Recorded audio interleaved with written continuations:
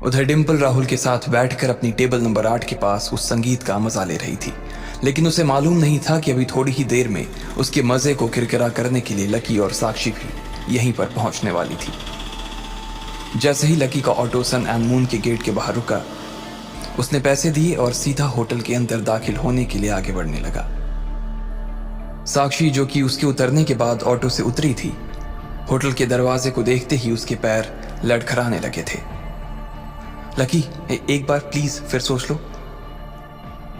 साक्षी ने अपने से 2 कदम की दूरी पर खड़े लकी को देखते हुए कहा। लकी ने उससे कुछ नहीं कहा, वो सिर्फ उसकी ओर देखकर मुस्कुराया और अपना हाथ उसकी दिशा में आगे बढ़ा दिया। साक्षी को लग रहा था कि या तो लकी अपने आप को और अपने हुलिये को देख नहीं पा रहा था, या वो देखना ही नहीं चाह रहा था। इस तरह के कपड़े में उसे कौन सन एंड मून जैसी बड़ी जगह पर घुसने देता? साक्षी को यही शक हो रहा था। लेकिन लकी की आंखों का कॉन्फिडेंस देखकर उसके पास अंदर जाने के अलावा और कोई चारा नहीं था। साक्षी ने लकी का हाथ थामा और दोनों अंदर की ओर बढ़ने लगे। जैसे ही साक्षी होटल के दरवाजे के पास पहुंची, उसने देखा कि दरवाजे के बाहर 2 पहरेदार खड़े थे, जो कि हर आने जाने वालों पर नजर रख रहे थे।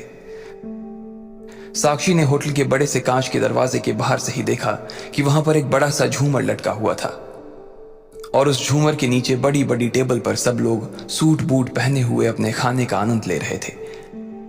उनके ऐसे कपड़े और ऐसे रहन सहन देखकर साक्षी डर गई थी। उसने लकी के हाथ को जोर से दबाया और अपने पैरों को रोक लिया। क्या हुआ? लकी ने पूछा। मुझे डर लग रहा है लकी, प्लीज ये ड्रामा बंद कर दो। तुम्हें भी पता है ना कि हम लोग यहां पर नहीं खा सकते, साक्षी ने कहा। देखो, तुम्हें चिंता करने की कोई जरूरत नहीं है, मैं तुम्हें ट्रीट पर लाया हूं ना, तो मेरे ऊपर भरोसा रखो, मैं तुम्हें एम्बैरस फील नहीं होने दूंगा, लकी ने कहा और उसका हाथ पकड़कर उसे सीधा होटल के अंदर ले गया। तुम यहीं पर रुको, मैं जरा वॉशरूम जाकर आता हूं, लकी ने होटल के अंदर दाखिल होते हुए कहा।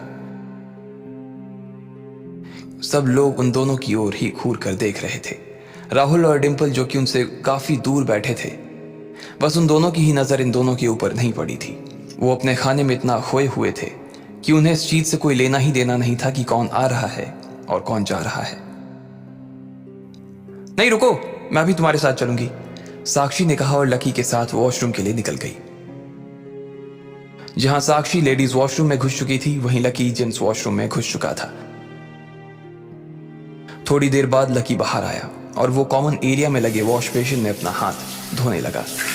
हाथ धोने के साथ ही लकी ने जैसे ही शीशे में अपने आप को देखा, उसे कॉमन एरिया में दाखिल होते हुए 2 और लोग नजर आए। लकी ने गौर से देखा तो पाया कि वो कोई और नहीं बल्कि डिम्पल और राहुल ही थे। लकी ने देखा कि डिम्पल की गुलाबी ड्रेस के ऊपर सब्जी का दाग लगा हुआ था और राहुल उसके साथ उसका वो दाग धुलवाने के लिए आया हुआ था। जैसे ही डिम्पल की नजर लकी से मिली, उसने गुस्से से पूछा, तुम यहां क्या कर रहे हो? डिम्पल, तुम्हारी ड्रेस को क्या हो गया? लकी ने उसकी ड्रेस की ओर देखते हुए पूछा। उसने देखा कि उसके ऊपर सब्जी का दाग लगा हुआ था। तुझसे क्या मतलब कि उसकी ड्रेस पर क्या लगा हुआ है? और तू एक बात बता, तू उसका पीछा करते हुए यहां क्यों आया? बस इस बात का जवाब दे मुझे तो। राहुल ने उन दोनों के बीच में आते हुए कहा। उसे लग रहा था कि लकी जबरदस्ती डिम्पल के पीछे पड़ा हुआ था। उसे लगा कि उसे आज लकी को साफ साफ शब्दों में समझा देना चाहिए था, और इसलिए उसने गुस्से से लाल अपनी आंखों से लकी को देखा और कहा, देख बेफटीचर, मैं तुझे आज आखिरी बार यही समझा रहा हूं, कान खोल कर सुन ले। अगर आज की बात तूने अपनी जुबान से डिम्पल का नाम भी लिया ना, या कभी तू उसका पीछा करता हुआ पाया गया, तो याद रखना, मैं तेरी आंखें फोड़ दूंगा, याद रख लेना। लकी ने राहुल की बात को बहुत ही शांति से सुना और अपने गुस्से के घूंट को पी गया। वो जानता था कि उसके जैसे आदमी से बात करने से कोई फायदा नहीं था, इसलिए उसने अपनी नजर फेरी और अपने हाथ धोने लगा। डिम्पल को उसका इस तरह से शांत रहना कोई खास पसंद नहीं आया। ऐसे कैसे हो सकता था कि राहुल उसे कोई बात समझाए और बिना जवाब दिए उसे इग्नोर कर दे? डिम्पल लकी को उसकी इस गुस्ताखी के लिए सबक सिखाना चाहती थी, और इसलिए वो लकी के सबसे पास लगे नल के पास आकर खड़ी हो गई। लकी ने उसे एक झलक देखा और फिर से अपने हाथ पर लगे साबुन को साफ करने लगा। इधर डिंपल ने नल खोला और उसमें से अपनी उंगली फंसा दी।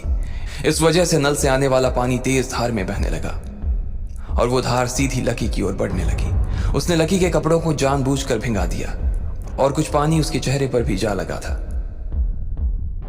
लकी को डिंपल की इस हरकत पर बहुत गुस्सा आया। जब उसने डिंपल को देखा तो उसने ढीठ की तरह अपना सिर एक ओर झुका लिया। इससे पहले कि लकी फिर से अपना हाथ साफ करता, डिंपल ने फिर से उसके ऊपर पानी उड़ाना शुरू कर दिया। डिंपल! लकी जोर से चिल्लाया। चिल्लाने की जरूरत नहीं है, तुम जैसों के साथ तो ऐसा ही होना चाहिए, डिंपल ने लकी के भींगे हुए चेहरे को देखते हुए कहा। उसे दिल ही दिल में ऐसा करके बहुत तसल्ली मिल रही थी। लकी का मन किया कि वो डिंपल को उसी की भाषा में जवाब दे, लेकिन फिर उसने सोचा कि वो जैसे के साथ तैसा नहीं कर सकता। इसलिए उसने चुपचाप अपने हाथ और अपना मुंह धोया और फिर वहां से बाहर निकलने लगा। जैसे ही वो बाहर जाने लगा, डिंपल ने राहुल को इशारा किया और फिर दरवाजे की ओर देखने लगी। राहुल उसका इशारा समझ गया था और इससे पहले कि लकी दरवाजे से बाहर निकल पाता, राहुल ने उसका रास्ता रोक लिया। वो दरवाजे के ठीक सामने जाकर खड़ा हो गया, जिसकी वजह से लकी के बाहर जाने के लिए जरा भी जगह नहीं बची थी। अरे, फर्नीचर को बाहर जाना है और वो भी मुझसे बचकर? सॉरी बाबू, लेकिन ये तो इतना इजीली नहीं हो पाएगा। जब तक तुम डिंपल को दीदी और मुझे जीजा जी कहकर नहीं बुलाओगे, तब तक तो मैं यहां से तुम्हें बाहर नहीं जाने दूंगा, राहुल ने उसका रास्ता रोकते हुए कहा। राहुल की बात सुनते ही लकी का गुस्सा और ज्यादा बढ़ गया। इतने गिरे हुए आदमी के साथ भी डिंपल क्या कर रही थी, लकी को यह समझ नहीं आ रहा था। उधर पीछे डिंपल ने जैसे ही राहुल के मुंह से ये बात सुनी, उसे हंसी आ गई और वो लकी की ओर बढ़ते हुए बोली, तुम मेरा पीछा करते करते इस होटल में आखिर घुसे कैसे? तुम्हें क्या लगता है कि यहाँ कोई भी आ जा सकता है? अगर इतनी डेयरिंग है तो टेबल बुक करते और कुछ खाने को ऑर्डर करते ना। खाना पिया कुछ है नहीं, उससे पहले ही हाथ धोने के लिए आ गए। अब चुपचाप जो राहुल कह रहा है वो करो, वरना मैं होटल की सिक्योरिटी को बुलाकर उनसे ये कह दूंगी कि तुम यहाँ जबरदस्ती घुस आए हो। डिंपल भी लकी के मुंह से वही सुनना चाहती थी जो राहुल उससे कहलवाना चाह रहा था। उसे लग रहा था कि वो जितना ज्यादा लकी को परेशान करती, उतना ज्यादा उसे सुकून मिलता। वो उसे हर उस दिन के लिए लकी को परेशान करना चाहती थी जिस दिन लकी ने उसे बस में घुमाया था या फिर किसी सड़क के ढाबे पर खाना खिलाया था। इधर लकी को यह समझ नहीं आ रहा था कि आखिर उन दोनों को उसे परेशान करने में क्या मजा आ रहा था। जब वो उनकी जिंदगी में कोई दखल ही नहीं दे रहा था, तो फिर उन्हें क्या जरूरत थी कि लकी की जिंदगी में दखल दें। अब तक तो वो सब कुछ बर्दाश्त करता आ रहा था, लेकिन अब पानी लकी के सिर के ऊपर निकल चुका था।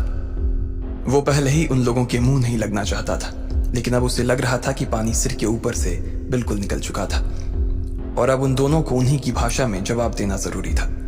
ठीक इसी वक्त जब वहां पर यह सब नाटक हो रहा था, तब साक्षी भी वॉशरूम से बाहर आ गई थी। उसने डिंपल की कही वो बात सुन ली। डिंपल, तुझे नहीं लगता कि तू अपनी लिमिट क्रॉस कर रही है? ना लकी ने तुम दोनों में से किसी को परेशान किया, फिर भी तू सिक्योरिटी को बुला रही है। फिर तू सिक्योरिटी को बुलाकर क्या कहेगी? साक्षी ने डिंपल को हड़काते हुए कहा। अच्छा, तो आप भी यहीं पर हैं? फटीचर के साथ उसकी टीचर भी आई है, डिंपल ने ताली बजाते हुए कहा। डिंपल को उसे देखते ही हंसी आ गई और वो बोली, मुझे सिक्योरिटी को ना कुछ बोलने की जरूरत ही नहीं पड़ेगी। तुम दोनों की शक्ल देखकर ही वो समझ जाएगा कि तुम दोनों यहाँ पर खाने के लिए तो नहीं आए हो। तुम्हें क्या लगता है ये कोई गली कुचे का ढाबा है जिसमें कोई भी आकर बैठ सकता है या खा सकता है? तुम्हें मालूम है यहाँ पानी की बोतल कितनी की है?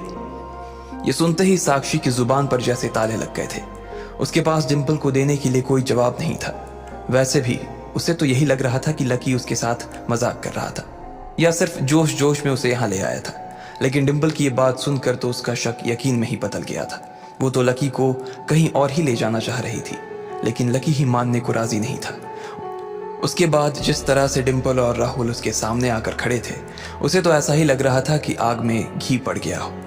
जिस तरह से डिंपल की शक्ल नजर आ रही थी, साक्षी को लगा कि बात को यहीं खत्म कर देना सही था। इसलिए वो उससे आगे कुछ नहीं कहना चाहती थी। लकी, चलो हम यहां से चले।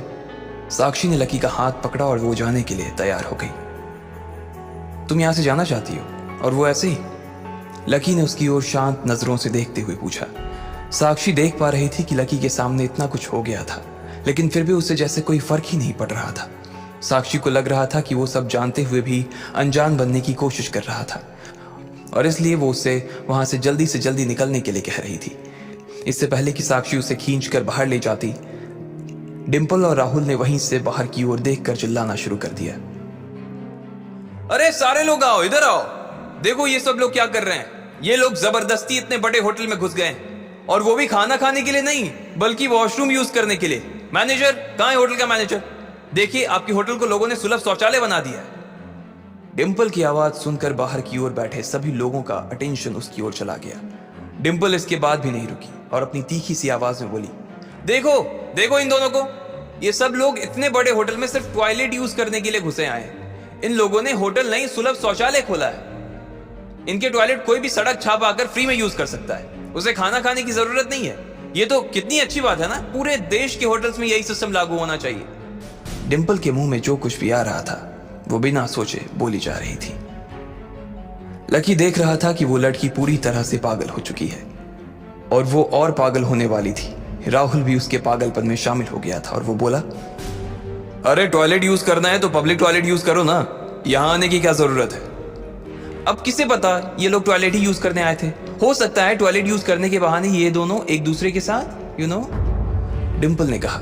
लकी को लगा ही नहीं था डिम्पल की सोच इतनी घटिया होगी कि वो अपने दोस्त के बारे में ऐसी कोई बात कहेगी। ठीक इसी वक्त हंगामा खड़ा होता देख होटल का मैनेजर वहां आ गया।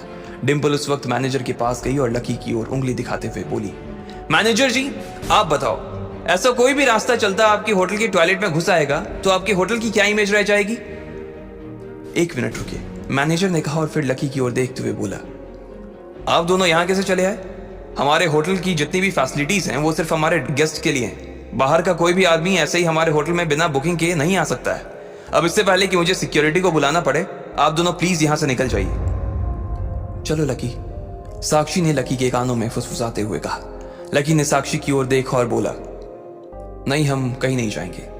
लकी ने साक्षी की ओर देखते हुए कहा, ओहो देखो तो इन दोनों को जरा सी भी शर्म नहीं है। मैनेजर खुद इन्हें बाहर जाने के लिए कह रहा है और ये है कि बाहर जाने को तैयारी नहीं है। और कितनी बेइज्जती सहना चाहते हो भाई, कितनी फजीहत और करवाना चाहते हो। डिम्पल ने सबको सुनाते हुए लकी और साक्षी के ऊपर तंज कसा।